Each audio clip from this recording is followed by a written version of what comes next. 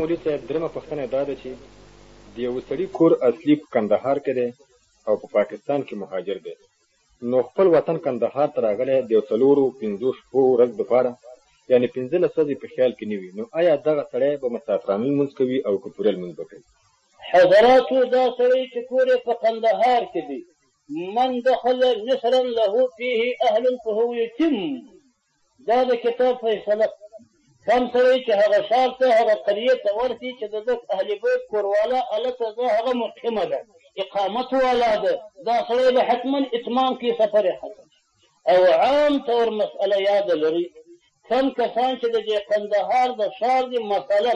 هغه په پاکستان کې دي، د وطن اصلي دی، د مولد دی، هغه ځای د زوکړي دي، هغه سړی چې د دې راغی د سر یې کډه نشته، هغه هم په پاکستان کې ده، لیکن که د دې سړي دا په زړه کې وه چې یو وخت کې ارامي کامله جوړه شي زه بېرته خپل وطن ته راځم، دا سړی چې وښار ته راغی خود په خوده مقیم دی، سفر ختم شو. دغسې د دې جهته چې دا وطن اصلي باطل نه دی، د دغه سړي دپاره وطن اصلي کله باطلېږي چې سړی کله جنجوي